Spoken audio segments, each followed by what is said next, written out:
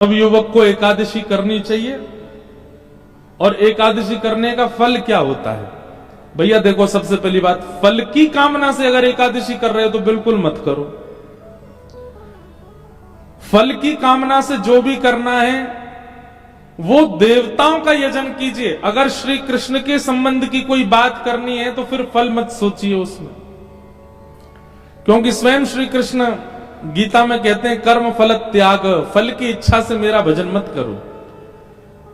कृष्ण भक्ति का नियम है कर्म हम करेंगे, फल उनके हाथ में, वो क्या देना चाहते हैं। बाकी के देवी देवताओं के समय में ऐसा रहता है कि आप कर्म करते हो, फल की इच्छा रखते हैं। हमने दुर्गा मैया के ऊपर ये चढ़ाया, ऐसी ऐसी आराधना की, अब उसका फल दुर्गा मां हमको देंगी। फल की इच्छा से अन्य देवताओं का यजन होता है, श्री कृष्ण का नहीं। और दूसरा प्रश्न आपने कहा युवाओं को एकादशी करनी चाहिए। निश्चित करनी चाहिए, 100% करनी चाहिए। बल्कि वृद्धों को हो सके तो उद्यापन कर देना चाहिए, पर युवाओं को तो निश्चित करनी चाहिए।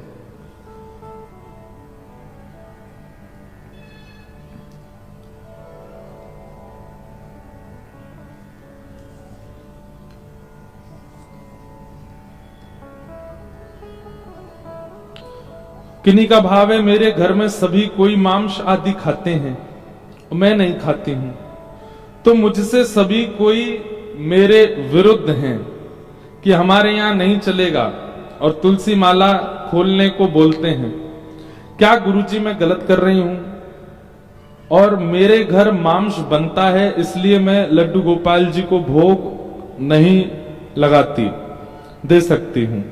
मुझे बहुत रोना आता है कि मैं उनकी सेवा नहीं कर सकती, तो क्योंकि प्रेमानंद महाराज जी ने बोला था कि जिस पात्र में मांस आदि बनाया गया है उस पात्र में आप भोग नहीं लगा सकते हैं। क्या करना चाहिए? ऐसे लोगों को प्रहलाद जी महाराज का स्मरण करना चाहिए, जिनके पिता भी राक्षस हैं, भाई बंधु भी राक्षस हैं, चाचा ताऊ सब राक्षस प्रवृत्ति के हैं, सब मांस आदि सब भक्षण करते हैं। पर प्रहलाद जी के चरित्र में कभी भी ऐसा नहीं आया कि प्रहलाद जी ने अपने परिवार में किसी को हीन भावना से देखा हो ना। वो उनका व्यवहार है, वो उनका व्यवचार है, वो उनके कर्म है, उनको करने दीजिए। प्रहलाद जी महाराज क्या करते हैं, अगर मांस परोस भी दिया जाता है तो प्रहलाद जी महाराज हाथ जोड़ करके बैठे रहते हैं। सब लोगों की पंगत जब हो जाती है तो उठ के चले जाते हैं, उसको पाते नहीं है, फल जाके पा लेते हैं। तो जीवित रहने के लिए तो पाना है, उतना पा लेते हैं, मांस आदि का सेवन नहीं करते। तो जिनका ये भाव है कि घर में सब बनाते हैं, खाते हैं और हमको रोकते हैं, टोकते हैं, तो फिर ऐसे लोगों के आगे हाथ जोड़िए। आप उस घर में जन्मे हैं, ये निश्चित ही कोई प्रारब्ध है आपका, लेकिन आप अपने कर्तव्यों का निर्वहन कीजिए। आप मत पाइए, आप शुद्ध रखिए, आप अपनी भावना शुद्ध रखिए। रही गोपाल जी की बात, अगर आप करके व्यवस्थित कर सकते हैं तो व्यवस्था कर लीजिए उनकी, और नहीं व्यवस्था कर सकते तो सबसे सुंदर है मानसी सेवा। अपने ठाकुर जी के सामने शुद्ध पात्र रख दो, भले ही उसमें सामग्री ना हो, और पात्र रख करके मानसी भाव से नेत्र बंद करके विश्वास पूर्वक सुंदर मन में ही सब्जी बनाइए, पात्र में पधरा दीजिए। मन में ही खीर बनाइए, पात्र में पधरा दीजिए। मन में ही रोटी चावल दाल सब बना करके पात्र में पधरा दीजिए, और पात्र को सुव्यवस्थित ढक करके ठाकुर जी से कह दीजिए, हे नाथ, ये मन में बनाई हुई सामग्री आप कृपा कर भोग लगाइए। देखिए, एक बात सुनिएगा, मानसी सेवा प्रत्यक्ष सेवा से ज्यादा श्रेष्ठ है। एक बार की बात है,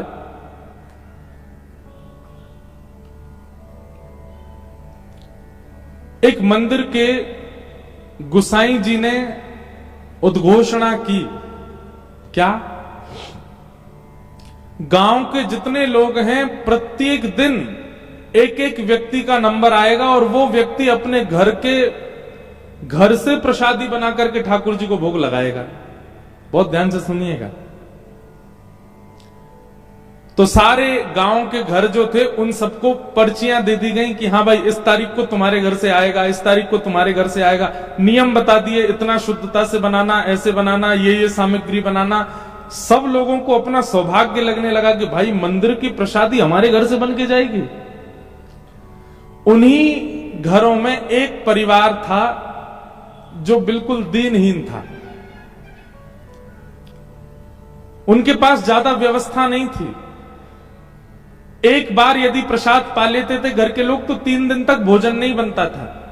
अब उनके यहां मंदिर से प्रस्ताव आया कि भाई आपको अपने घर से भोजन बना के इस तारीख को भेजना है, और भोजन भी थोड़ा मोड़ा नहीं बनेगा, इतना बनेगा कि वो प्रसाद लगने के बाद पूरे गांव में बटेगा। अब वो घर के लोग बेचारे प्रसन्न हो कि दुखी हो? क्यों? प्रसन्न तो इसलिए हो रहे थे कि ठाकुर जी ने हमको चुना सेवा के लिए, पर दुखी इसलिए हो रहे थे कि हमारे पास सामग्री नहीं है, बनाएं क्या? रात्रि का समय तो रोते रोते गोसाई जी के पास गए और जाकर के कहा, हमारा सौभाग्य कि हमारे परिवार को चुना गया, पर हमारे पास इतनी व्यवस्था नहीं है, हम कैसे बनाएंगे? लेना हम किसी से चाहते नहीं, हम ये भी नहीं चाहते कि हम किसी से मांग करके बना, हमें ये कि हमारे घर का ही भाव प्रसिद्ध सिद्ध होकर के मंदिर में जाए। लेकिन कैसे? इतनी सामग्री नहीं है हमारे पास। तो गोसाई जी बोले, एक भाव बताऊं, अगर विश्वास से करो तो बताऊं। उन्होंने कहा, आप बताइए। बोले, सामग्री बनानी तो सारी आती है ना? बोले, हाँ। सामग्री नहीं है ना घर पर? बोले, हाँ सामग्री नहीं। तो एक काम करना,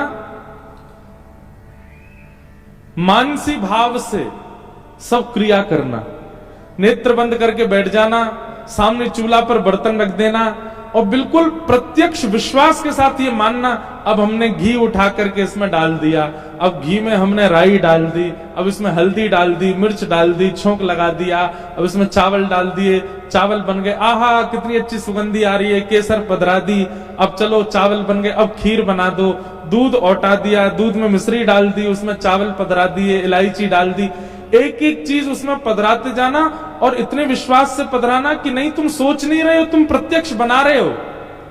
और सारी सामग्रियां सिद्ध करने के बाद मंदिर से आए हुए थाल में एक एक सामग्री व्यवस्थित कर देना, पत्तल से ढक करके मंदिर में दे जाना।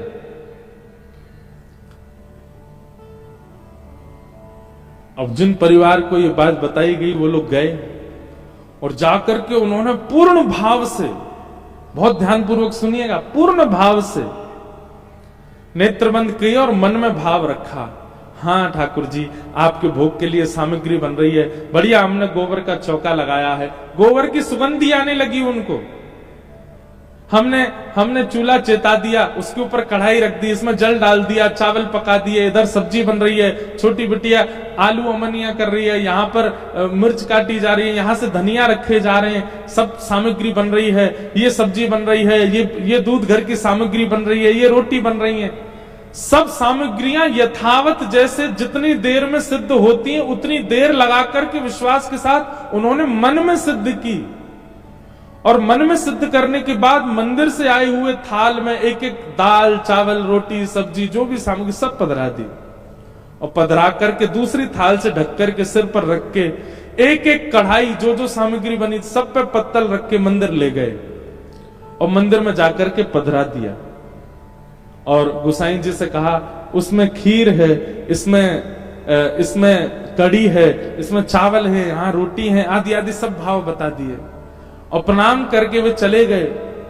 गोसाई जी बोले, सरकार आज एक ऐसे घर की सामग्री आई है जहां सामग्री नहीं है पर भाव पूरा है, आप कृपा करके स्वीकार कीजिए। खाली बर्तन, खाली सामग्री सामने पधरा करके और तुलसी जी ठाकुर जी के आगे रख के कपाट बंद करके सब चले गए।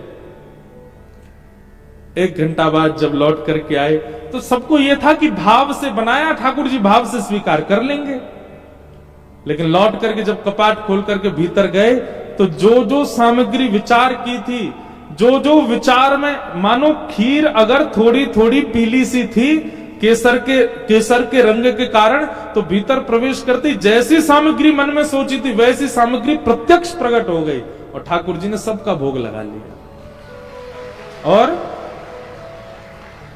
उस दिन गांव के लोगों ने मन में बनी हुई सामग्री का भोग पाया और सब वाह वाह करते रह गए, बोले वाह, इतने दिन से पूरे गांव के लोग प्रसाद बनाने पर ऐसी प्रसादी नहीं बनी। आप प्रत्यक्ष में ठाकुर जी को नहीं दे सकते तो मन से बनाइए।